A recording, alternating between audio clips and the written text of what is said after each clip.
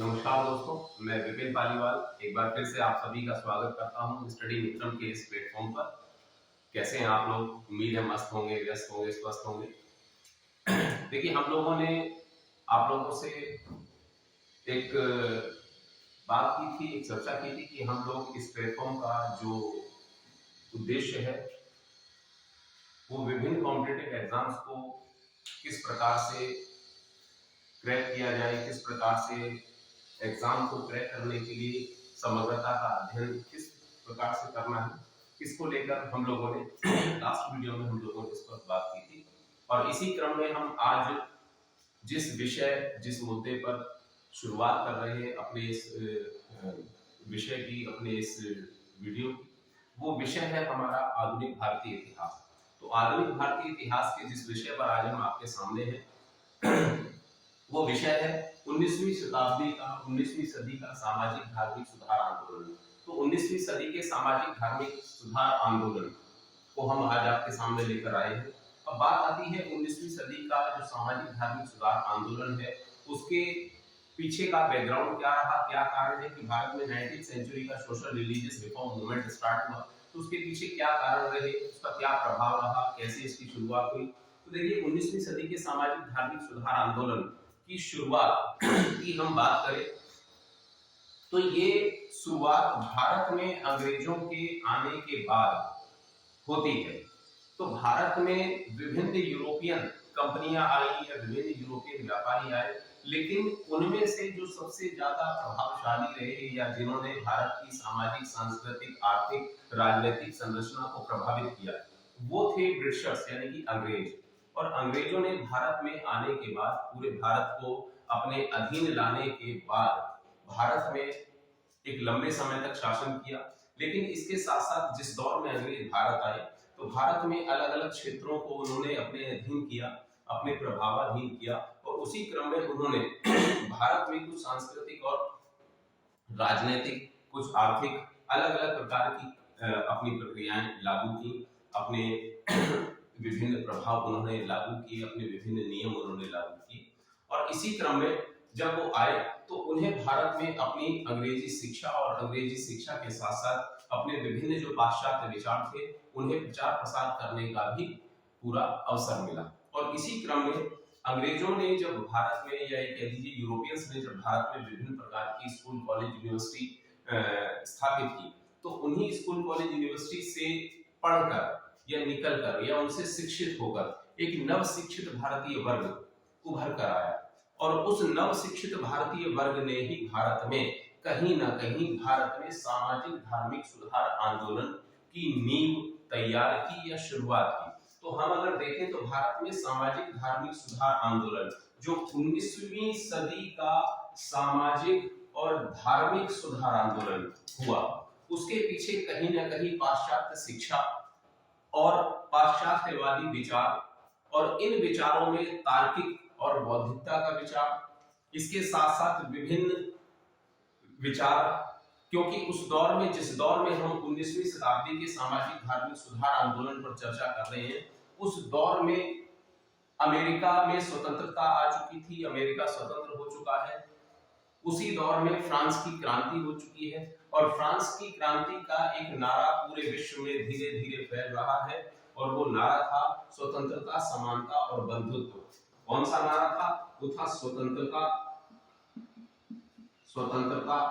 समानता और बंधुत्व का नारा या भाईचारा, लिबर्टी, इक्वालिटी और फ्रेटर्निटी। और लिबर्टी, इक्वालिटी और फ्रेटर्निटी के इस कॉन्सेप्ट को जब लोगों ने जाना भारत में, तो उन लोगों को इसके बारे में पहले पता लगा जो भारत में नवशिक्षित वर्ग था, न्यूली एजुकेटेड क्लास थी। तो न्यूली एजुकेटेड क्लास ने भारत में सामाजिक धार्मिक सुधार आंदोलन को एक प्रकार से शुरू किया या उसकी शुरुआत की। वो लोग, जिन लोगों ने भारत में सामाजिक धार्मिक सुधार आंदोलन को चलाया या आगे बढ़ाया या विभिन्न पाश्चात्य विचारों को आगे बढ़ाया या फैलाया, वो लोग जानते थे, वो लोग समझते थे कि भारत में किसी भी प्रकार का कोई सामाजिक सुधार तब तक प्रभावशाली नहीं है जब तक कि उसे धर्म से न जोड़ा जाए। हम इसको दूसरे शब्दों में भी कह सकते हैं कि भारत जैसी व्यवस्था में, भारत जैसे राष्ट्र में या भौगोलिक इकाई में हम धार्मिक सुधार के बिना हम सामाजिक सुधार की कल्पना नहीं कर सकते। और ये जो नव शिक्षित भारतीय वर्ग था, ये जो नव शिक्षित भारतीय वर्ग था, newly educated class of India थी, इस नव शिक्षित वर्ग को पता था, ये जानते थे कि कहीं ना कहीं भारत जैसे देश में जब तक धार्मिक सुधार नहीं होंगे तब तक सामाजिक सुधारों का कोई अर्थ नहीं रह जाता, या जब तक धार्मिक सुधार नहीं होंगे तब तक सामाजिक सुधार प्रभावशाली नहीं हो सकते। तो इसीलिए जितने भी सामाजिक सुधारक या धर्म सुधारक लोग आए या विभिन्न प्रकार के व्यक्ति आए, चाहे उनमें राजा राममोहन राय रहे हों, चाहे सर सैयद अहमद खान रहे हों, चाहे स्वामी दयानंद सरस्वती रहे हों या अन्य व्यक्ति रहे हों, उन सबने समाज में सुधार की और धार्मिक सुधारों की वकालत की। और इसी सामाजिक धार्मिक सुधार आंदोलन के कारण भारतीय राष्ट्रवाद की जो चेतना थी, उस भारतीय राष्ट्रवाद की चेतना को फलने फूलने का अवसर मिला। और भारतीय राष्ट्रवाद की चेतना ही, राष्ट्रवाद की चेतना ही आगे चलकर भारतीय स्वतंत्रता संघर्ष का आधार बनी। भारतीय स्वतंत्रता संघर्ष के लिए उसने कहीं ना कहीं नींव की ईंट के रूप में कार्य किया। अब यदि सामाजिक धार्मिक सुधार आंदोलन को देखें तो हम कहीं ना कहीं ये बात और पूरी तरह से मान सकते हैं कि नवशिक्षित वर्ग के द्वारा भारत में सामाजिक धार्मिक सुधार आंदोलन की शुरुआत हुई। लेकिन हम इसके साथ साथ ये भी कह सकते हैं कि केवल नवशिक्षित वर्ग ही सामाजिक धार्मिक सुधार आंदोलन में शामिल रहा, तो ऐसा भी नहीं है। नवशिक्षित वर्ग के साथ साथ भारतीय मध्य वर्ग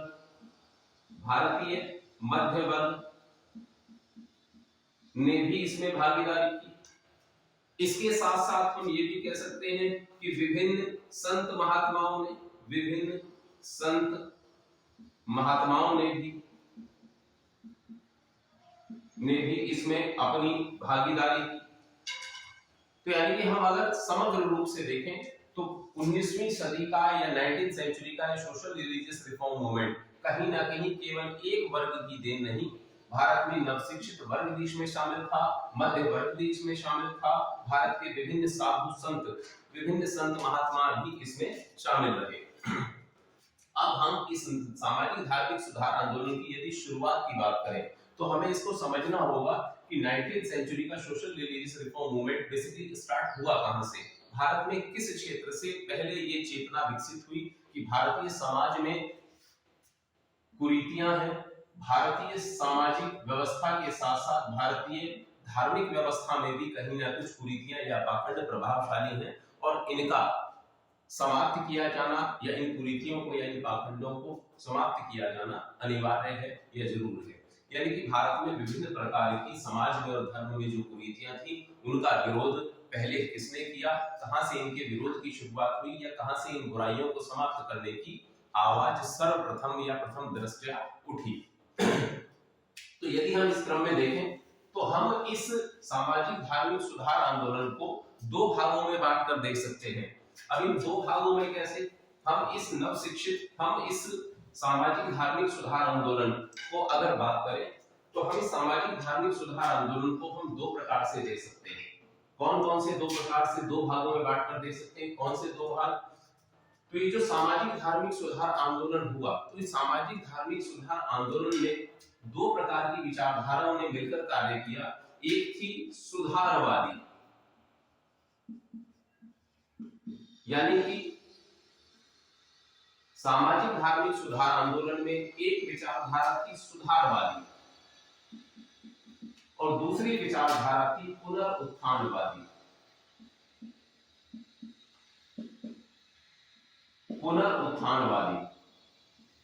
पुनरुत्थानवादी विचारधारा।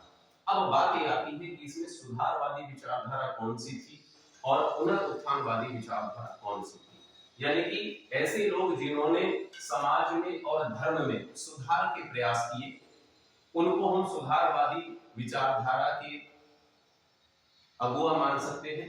और जिन लोगों ने सामाजिक और धार्मिक व्यवस्था में कुछ प्राचीन संस्कृतियों के उत्थान का प्रयास किया या उसके अगुवा रहे, उन्हें हम पुनरुत्थानवादी विचारधारा के अगुवा मान सकते हैं या कह सकते हैं।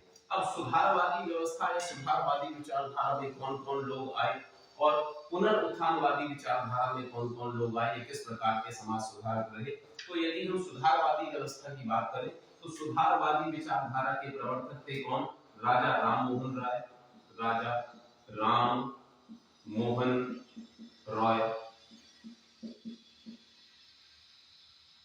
राजा राम मोहन राय। अगर हम इधर पुनरुत्थानवादी की बात करें तो पुनरुत्थानवादी में स्वामी दयानंद सरस्वती, स्वामी दयानंद सरस्वती, स्वामी दयानंद सरस्वती, ठीक, पुनरुत्थानवादी। या हम कह सकते हैं पुनरुत्थानवादी में जैसे मौलाना कासिम नानोतवी, मौलाना कासिम नानोतवी और मौलाना रशीद अहमद गंगोही।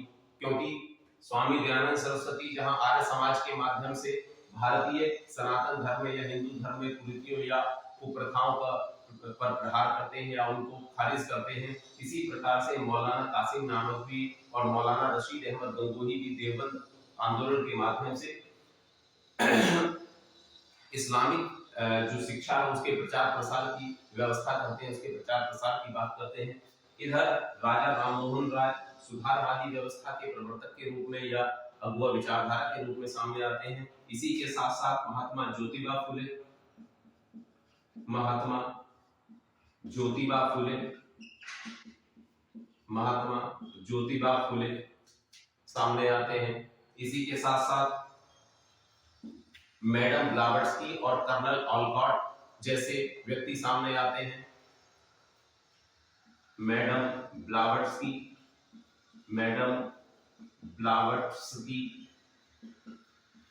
व कर्नल ऑलकॉट, कर्नल ऑलकॉट जैसे लोग अपनी अलग अलग संस्थाओं के माध्यम से सामने आते हैं। ये जितने भी लोग थे, चाहे सुधारवादी विचारधारा के हो चाहे पुनरुत्थानवादी विचारधारा के हो, ये सभी लोग एक बात को, एक विचार को अच्छी तरह से जानते थे कि भारतीय समाज में सामाजिक और धार्मिक सुधार आंदोलन के लिए हमें धार्मिक सुधारों की प्रक्रिया को पहले आगे बढ़ाना पड़ेगा। क्योंकि ये लोग जानते थे कि हम जिस बुराई के खिलाफ, हम जिस कुरीतियों के खिलाफ, हम जिन पाखंडों के खिलाफ खड़े हैं या इस आंदोलन को या इस सुधार प्रक्रिया को आगे बढ़ा रहे हैं, वो नई सुधारवादी व्यवस्था लागू होने में या उसको शुरू होने में या उसको प्रारंभ होने में एक लंबा समय लगेगा। या हम एक प्रकार से ये भी कह सकते हैं कि ये सभी लोग, चाहे राजा राममोहन राय हो, चाहे स्वामी दयानंद सरस्वती हो, चाहे महात्मा ज्योतिबा फुले हो, ये सब लोग जानते थे कि हम जिस लड़ाई को आगे लेकर चल रहे हैं वो सदियों से चल रही है और इसमें सफल होने के लिए अभी एक लंबा समय लगेगा। अब हम इसकी बात करें तो सुधारवादी व्यवस्था के लोगों ने या सुधारवादी विचारधारा के लोगों ने अपनी सुधारवादी व्यवस्था को किस प्रकार आगे बढ़ाया या पुनरुत्थानवादियों ने क्या किया। तो सुधारवादी विचारधारा के लोगों ने, हम राजा राममोहन राय की बात करें तो राजा राममोहन राय को कहा जाता है क्या, तो राजा राममोहन राय को विभिन्न प्रकार के उपाधियों से नवाजा गया, क्योंकि ऐसा माना जाता है कि राजा राममोहन राय भारत में प्रथम ऐसे व्यक्ति थे या पहले ऐसे भारतीय थे जो इंग्लिश पढ़ना लिखना बोलना सीखे। और इसीलिए जब इंग्लिश पढ़ना लिखना बोलना सीखे, या कह सकते हैं अंग्रेजी शिक्षा से शिक्षित प्रथम भारतीय व्यक्ति राजा राममोहन राय। और जब ये अंग्रेजी शिक्षा से शिक्षित होकर आए तो इन्होंने देखा कि सामाजिक धार्मिक सुधार आंदोलन, सामाजिक और धार्मिक व्यवस्थाओं में हमारे यहाँ बहुत ज्यादा कुरीतियां या पाखंड है। और इसी के साथ इन्होंने अपने इस प्रयास को आगे बढ़ाने के लिए क्या किया, तो अपने इस प्रयास को आगे बढ़ाने के लिए राजा राममोहन राय जैसे व्यक्ति क्या लेकर आते हैं, तो ये अपनी व्यवस्था, अपने कुछ नई विचारधारा, अपने कुछ नए संगठन के माध्यम से अपनी चीजों को आगे बढ़ाते हैं। अब राजा राममोहन राय इस व्यवस्था में क्या करते हैं? राजा राममोहन राय करते हैं 1814 में आत्मीय सभा की स्थापना, एक संगठन की स्थापना करते हैं जिसका नाम होता है आत्मीय सभा। और इस आत्मीय सभा नामक संगठन में ये कुछ आधुनिक विचारधारा के, अपनी ही विचारधारा जैसे व्यक्तियों को शामिल करते हैं, या कह दीजिए अपने अनुयायियों को शामिल करते हैं। और यही आत्मीय सभा आगे चलकर 1828 में यही आत्मीय सभा ब्रह्म समाज के रूप में सामने आती है। ब्रह्म समाज, और यही ब्रह्म समाज, यही आत्मीय सभा जो ब्रह्म समाज के रूप में सामने आती है, यही राजा राममोहन राय जो मूर्ति पूजा का विरोध करते हैं, आइडियल वर्शिप का अपोज करते हैं, कहां पर? हिंदू समाज में। और वेदों को पढ़ने की या वेदों को अध्ययन करने की बात करते हैं। इसके साथ साथ इस क्रम में एक और घटना घटती है कि वेदों के अध्ययन की जब बात करते हैं, मूर्ति पूजा का विरोध करते हैं, तो विभिन्न एकेश्वरवादी लोगों ने या एकेश्वरवादी विचारधारा के लोगों ने राममोहन राय के बारे में कहना शुरू किया कि भाई ये तो जो है, ये तो हमारे धर्म में आ गए हैं, या इन्होंने सनातन धर्म त्याग दिया है, हिंदू धर्म त्याग दिया है। तो इस क्रम में अगर देखें तो राजा राममोहन राय ऐसे लोगों को भी जवाब देते हैं। ऐसे लोगों को जवाब देने के लिए तोहफत उल मुवाहिदीन जैसी पत्रिकाओं का प्रकाशन करते हैं, प्रीसेप्ट ऑफ जीसस जैसे पत्रिकाओं का प्रकाशन करते हैं, और इसके साथ साथ संवाद कौमुदी जैसी पत्रिकाओं का प्रकाशन करते हैं, ब्रह्मनिकल मैगजीन जैसी पत्रिकाओं का प्रकाशन करते हैं।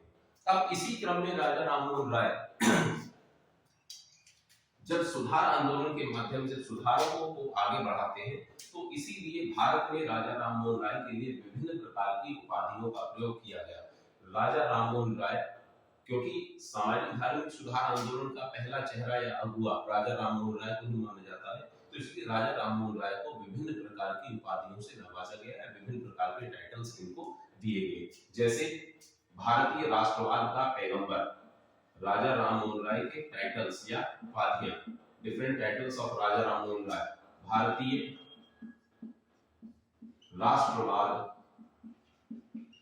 का पैगंबर, यानी कि प्रॉफिट ऑफ इंडियन नेशनलिज्म, भारतीय राष्ट्रवाद का पैगंबर, ठीक, ये इनको दिया गया। अब आधुनिक भारत का पिता या भारतीय पुनर्जागरण का पिता, ये सब आप लोग जानते हैं, बहुत ज्यादा इनको बताने की जरूरत नहीं है। इसके साथ साथ इनको एक टाइटल दिया गया भविष्य व वर्तमान के मध्य, भविष्य व अतीत के मध्य सेतु, भविष्य व अतीत के मध्य का सेतु इनको कहा गया। भारतीय राष्ट्रीय प्रेस का इनको पितामह कहा गया। तो इस प्रकार से विभिन्न प्रकार की उपाधियों से इन्हें नवाजा गया, विभिन्न प्रकार के टाइटल्स इनको दिए गए। लेकिन राजा राममोहन राय के जो प्रयास थे वो बहुत बड़े थे। जिस दौर में राजा राममोहन राय जैसे लोग सामने आ रहे हैं, उस दौर में सामाजिक धार्मिक सुधार आंदोलन को चलाना या उसको शुरू करना या मूर्ति पूजा जैसी बातों का विरोध करना, ये अपने आप में एक बहुत बड़ी शुरुआत मानी जाती है। अब राजा राममोहन राय ने अपनी चीजों को या अपने विचारों को फैलाया, और इनकी सबसे ज्यादा प्रसिद्ध जो विचारधारा हुई, जो संगठन हुआ, वो था ब्रह्म समाज। और राजा राममोहन राय की मृत्यु जब हुई 1833 में, तो 1833 में इनकी मृत्यु हुई कहां पर? इंग्लैंड के ब्रिस्टल में। राजा राममोहन राय वर डाइड इन 1833 एट ब्रिस्टल। इनकी मृत्यु होती है ब्रिस्टल में। ब्रिस्टल कहां?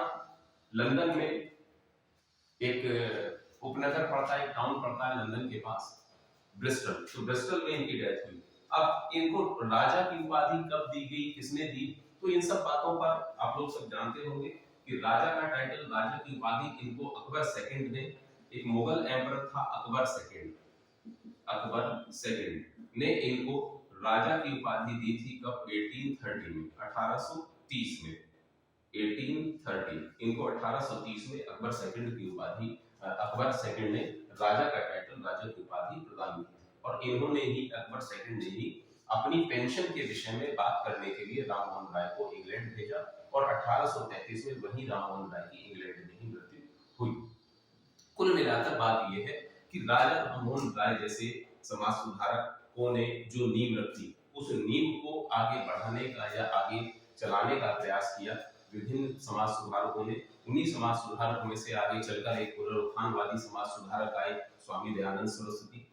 स्वामी दयानंद सरस्वती भी कहीं ना कहीं वेदों की ओर लौटो, वेदों की ओर चलो के नारे के माध्यम से सनातन संस्कृति या सनातन परंपरा में आई हुई जो कुरीतियां हैं, जो पाखंड हैं, उनको समाप्त करने का या उनको दूर करने का प्रयास करते हैं। और इसी क्रम में वो 1875 में बम्बई में उस दौर का बम्बई और आज के मुंबई में आर्य समाज की स्थापना करते हैं। और आर्य समाज की स्थापना करने के क्रम में 1877 में, 1877 में, कब, 1877 में मैं एक मिनट इसको हटा देता हूं, इसी क्रम में वो 1877 में ब्रह्म समाज, 1877 में सॉरी आर्य समाज का मुख्यालय स्वामी दयानंद सरस्वती, स्वामी दयानंद सरस्वती, स्वामी दयानंद सरस्वती, इन्होंने 1875 में आर्य समाज की स्थापना की। कहां पर की, उस दौर के बॉम्बे में, जिसे आज हम मुंबई कहते हैं। ठीक, बॉम्बे उस दौर में, मुंबई उस समय एक शहर ना होकर एक प्रांत होता था, एक प्रोविंस होता था, एक राज्य होता था। और इस आर्य समाज का मुख्यालय 1877 में, 1877 में लाहौर को आर्य समाज का मुख्यालय, लाहौर को आर्य समाज का हेडक्वार्टर इन्होंने बनाया। अब बात यहाँ पे आती है कि आर्य समाज जैसी संस्था का स्थापना होती है मुंबई जैसे स्थान पर, और इसका हेडक्वार्टर, इसका मुख्यालय बनाया जाता है कहाँ पर, लाहौर जैसे स्थान पर। तो इसका कारण क्या है कि स्थापना कहीं पर और इसका हेडक्वार्टर कहीं पर। तो उसके पीछे का कारण ये था कि लाहौर क्योंकि भारत के पश्चिमोत्तर क्षेत्र में है, तो इसलिए पश्चिमी क्षेत्र में है, तो इसलिए कंडीशन ये थी कि लाहौर जिस स्थान पर है, आज वहाँ पाकिस्तान है, तो पाकिस्तान का वर्तमान में ये शहर है, तो वहां पर होता क्या था कि बहुत बड़ी संख्या में सनातन धर्म को मानने वाले या हिंदू धर्म के अनुयायी बहुत बड़ी संख्या में हिंदू धर्म त्याग कर अन्य धर्मों में जा रहे थे। तो ऐसे लोगों को वापस सनातन धर्म या हिंदू धर्म में जाने के लिए या सनातन धर्म में बनाए रखने के लिए इन्होंने लाहौर को आर्य समाज का मुख्यालय बनाया। अब यहाँ पर दूसरी बात आती है कि स्वामी दयानंद सरस्वती ने क्या इस प्रकार का विशेष किया। तो इनकी जो विचारधारा थी वो थी पुनरुत्थानवादी। तो पुनरुत्थानवादी मतलब कि प्राचीन जो इतिहास है हमारा, जो प्राचीनतम सनातन धर्म है, संस्कृति है, हमारी प्राचीन परंपराएं हैं, रीति रिवाज है, इनका उत्थान का कार्य किया, इनको पुनर्स्थापित करने का कार्य किया। पुनर्स्थापित करने के क्रम में इन्होंने नारा दिया, वेदों की ओर लौटो, बैक टू वेदास। इनका स्लोगन था बैक टू वेदास, वेदों की ओर लौटो। वेदों की ओर क्यों लौटो? क्योंकि ये पहले संत थे, पहला भारतीय संत। देखिए आप लोग ध्यान रखिएगा, कभी किसी वनडे एग्जाम में, कभी किसी प्री एग्जाम में, पीसीएस या यूपीएससी में पूछ लिया जाता है कभी कभी इस तरह का फैक्चुअल क्वेश्चन को या कॉन्सेप्चुअल क्वेश्चन कि प्रथम आधुनिक भारतीय संत जिसने मूर्ति पूजा या आइडल वर्शिप का विरोध किया। तो आइडल वर्शिप का विरोध करने वाले प्रथम भारतीय संत थे स्वामी दयानंद सरस्वती। तो स्वामी दयानंद सरस्वती ने मूर्ति पूजा का विरोध किया, बहुदेववाद का विरोध किया। तो इस प्रकार की जो कुरीतियां थी उन सब का विरोध किया और इस क्रम में इन्होंने कहा बैक टू वेदास, वेदों की ओर लौटो। और वेदों की और लौटो के इस क्रम में उन्होंने कहा कि भाई इस प्रकार की कोई भी कुरीति, इस प्रकार का कोई भी पाखंड, इस प्रकार की कोई भी जो डीमेरिट्स हैं वो हमारे वेदों में व्याख्यायित नहीं है, उनका किसी प्रकार से वेदों में वर्णन नहीं किया गया है। अब बहुत बड़ी संख्या में ऐसे लोग जो हिंदू धर्म त्याग कर अन्य धर्मों में जा चले गए थे, लेकिन वो वापस हिंदू धर्म को अपनाना चाहते थे या वापस हिंदू धर्म में आना चाहते थे। तो ऐसे लोगों को वापस हिंदू धर्म में लाने के लिए, क्योंकि हमारे यहाँ हिंदू धर्म में इस प्रकार की कोई व्यवस्था नहीं थी कि ऐसा कोई व्यक्ति जो हिंदू धर्म त्याग कर किसी अन्य धर्म में चला गया है या किसी अन्य धर्म को उसने अपना लिया है और उस धर्म में उसका मन नहीं लग रहा या उस धर्म के रिचुअल्स या उस धर्म की संस्कृति या रीति रिवाज या परंपराएं यदि वो नहीं अपना पा रहा है, मन से नहीं अपना पा रहा है, तो वो वापस अपने हिंदू धर्म में आने के प्रयास करता था। तो हमारे यहाँ कोई ऐसी व्यवस्था, कोई ऐसी प्रक्रिया नहीं थी कि वो वापस हिंदू धर्म में, सनातन धर्म में आ सके। तो इस बात को या इस कमी को स्वामी दयानंद सरस्वती ने समझा और इस क्रम में उन्होंने ऐसे व्यक्तियों को, ऐसे लोगों को या ऐसी जनता को जो हिंदू धर्म त्याग कर अन्य धर्मों में चली गई थी, ऐसे लोगों को वापस हिंदू धर्म में लाने के लिए इन्होंने शुद्धि मूवमेंट चलाया, शुद्धि आंदोलन चलाया। कौन सा आंदोलन? शुद्धि आंदोलन चलाया, शुद्धि आंदोलन चलाया। और यही शुद्धि आंदोलन के माध्यम से इन्होंने अपना विभिन्न धर्मों में गए लोगों को वापस हिंदू धर्म में लाए।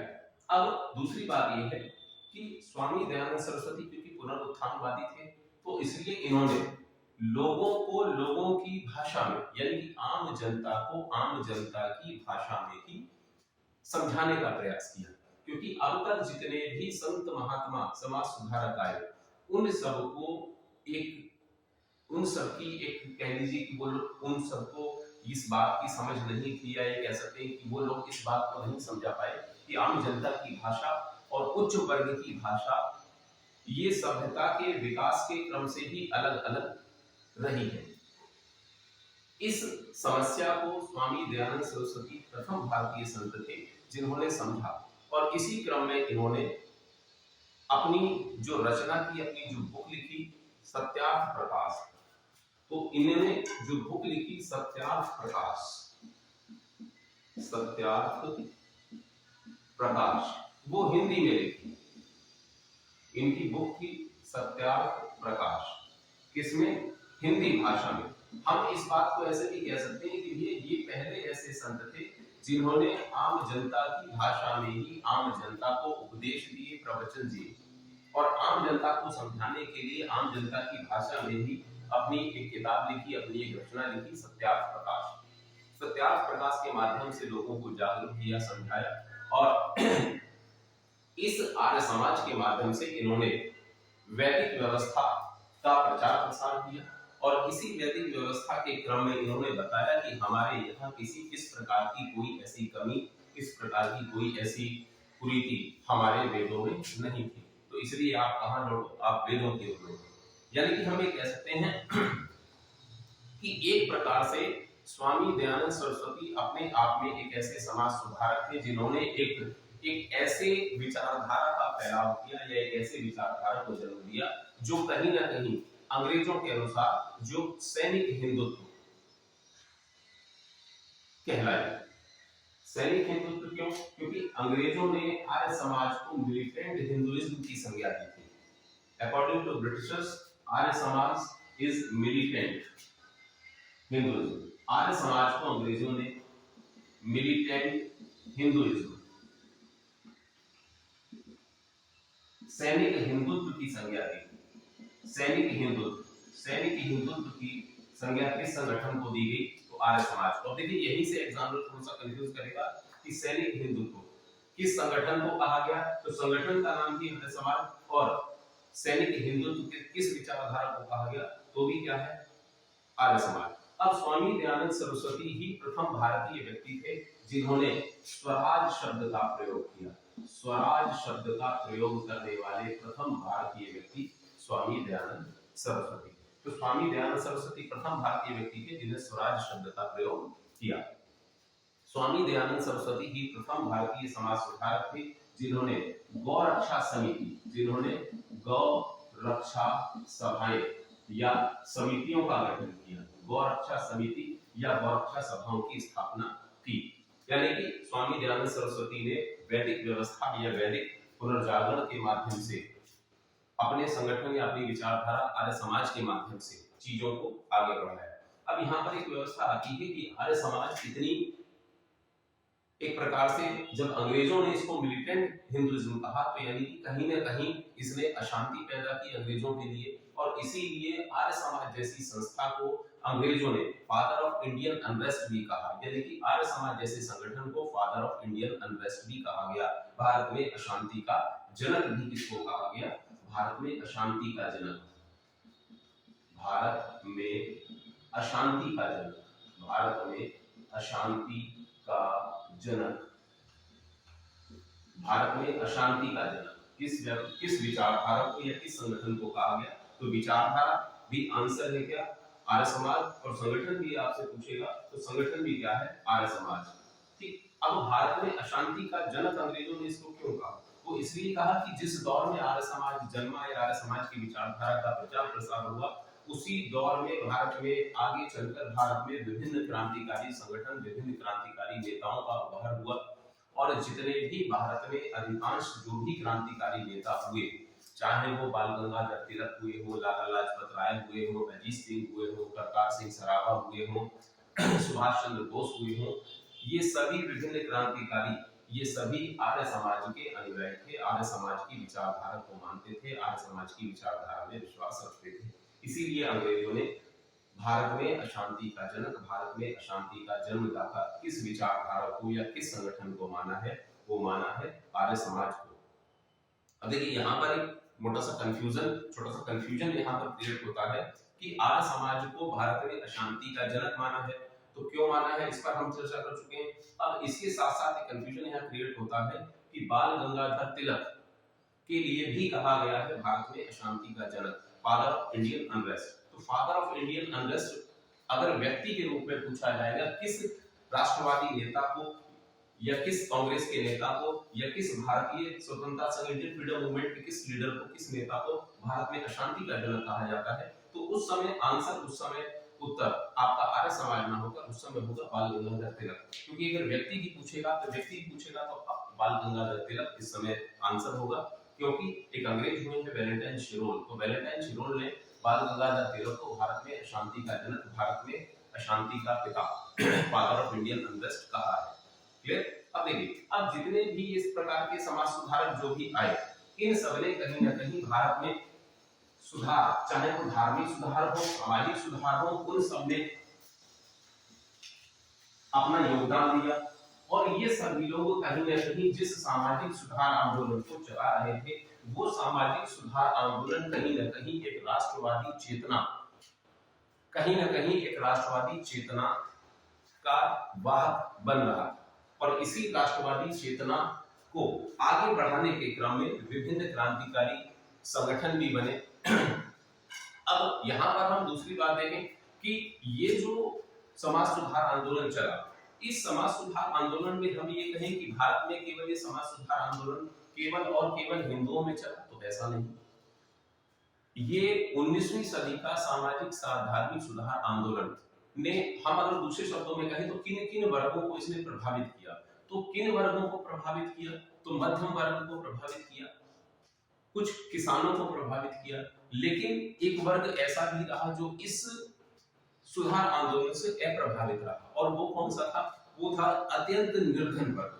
क्योंकि अत्यंत निर्धन वर्ग इसलिए रहा क्योंकि एक हमारे यहाँ एक कहा जाता है, एक दोहा है तुलसीदास जी का, कौन रखोए हमें कहानी, तो कौन रखोए हमें कहानी, तो यानी कि वो पूरी तरह से अशिक्षित और निर्धन भारतीय वर्ग था जो सामाजिक धार्मिक सुधार आंदोलन में किसी प्रकार से प्रभावित नहीं हुआ। अब हम इसी क्रम में आगे बढ़ते हैं।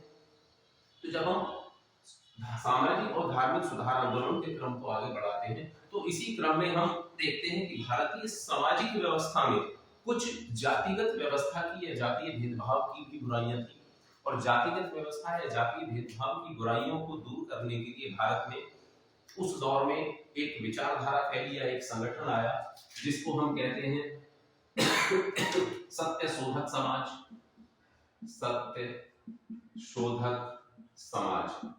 अब सत्य शोधक समाज जिस व्यक्ति के द्वारा इस संगठन की स्थापना की गई, इस संगठन की स्थापना, इस विचारधारा की स्थापना 1875 में बॉम्बे में हुई और इसके प्रवर्तक थे महात्मा ज्योतिबा फुले।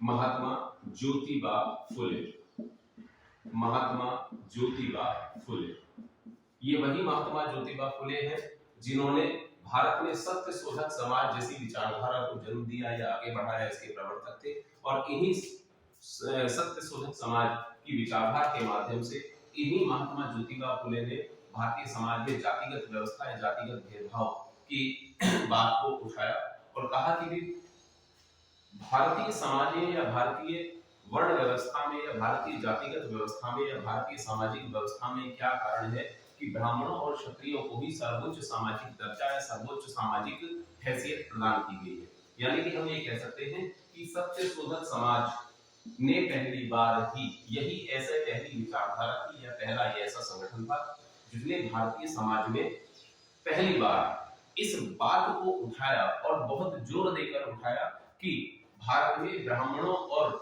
क्षत्रियों को ही सर्वोच्च सामाजिक स्थिति क्यों दी गई है और हम ब्राह्मणों और क्षत्रियों को दी गई सर्वोच्च सामाजिक स्थिति का विरोध करते हैं, क्योंकि सभी लोग क्या हैं, सभी ईश्वर की संतानें हैं, सभी ईश्वर के बनाए हुए हैं, तो इसलिए कोई ऊंचा और कोई नीचा नहीं है। इस तरह से महात्मा ज्योतिबा फुले ने इस सामाजिक व्यवस्था की इस बुराई आगे बढ़ाया, सुधारवादी प्रयास किए और इसी क्रम में महात्मा ज्योतिबा फुले अपनी एक रचना के माध्यम से अपनी बातों का प्रचार प्रसार करते हैं। इन्होंने जो बुक लिखी उसका नाम था गुलामगिरी। गुलामगिरी इनकी एक महत्वपूर्ण रचना थी, गुलामगिरी। तो कहने का मतलब ये है कि विभिन्न प्रकार की जातिगत भेदभाव, जातिगत जो बुराइयां थी, उनको भी इस 19वीं सदी के सामाजिक धार्मिक सुधार आंदोलन में विभिन्न लोगों ने उठाया। इसी क्रम में नारायण गुरु, पेरियार जैसे लोग आए। इसी क्रम में आगे चलकर बाइकॉन सत्याग्रह हुआ, गुरुवायूर सत्याग्रह हुआ, जहां पर भारत की अछूत या दलित या निम्न समझी जाने वाली जातियों को मंदिर में प्रवेश पाने के लिए आंदोलनों का सहारा लेना पड़ा, धरने प्रदर्शन आंदोलन करने पड़े।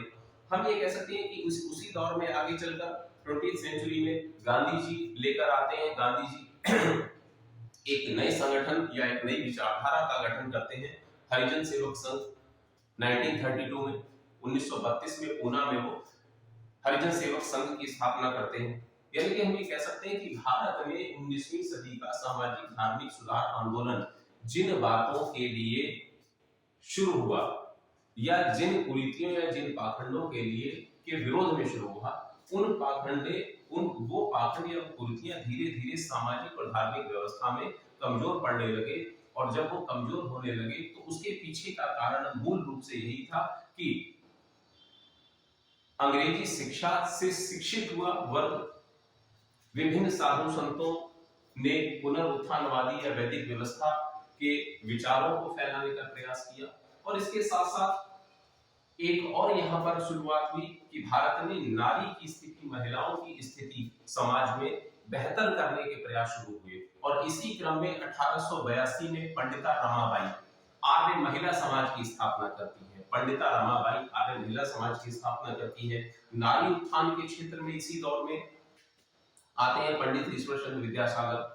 पंडित ईश्वर चंद्र विद्यासागर के प्रयासों से ये 1856 में 1856 में विधवा पुनर्विवाह एक्ट, विडो रीमैरिज एक्ट को पास किया जाता है और विडो रीमैरिज एक्ट से अब विधवाओं के पुनर्विवाह को कानूनी मान्यता प्रदान कर दी गई, क्योंकि भारतीय सामाजिक व्यवस्था में अभी तक विधवाओं का पुनर्विवाह नहीं होता था या उसको नहीं कराया जाता था। तो पंडित ईश्वर चंद्र विद्यासागर का एक लैंडमार्क ये एफर्ट था, ये कह लीजिए एक बहुत बेहतरीन प्रयास था कि विधवाओं के पुनर्विवाह का प्रयास। तो विधवा पुनर्विवाह एक्ट किस भारतीय समाज सुधार के प्रयासों से शुरू हुआ, तो आप कह सकते हैं पंडित ईश्वर चंद्र विद्यासागर, और बल्कि उन्हीं की देखरेख में भारत में पहला विधवा पुनर्विवाह बंगाल में हुआ।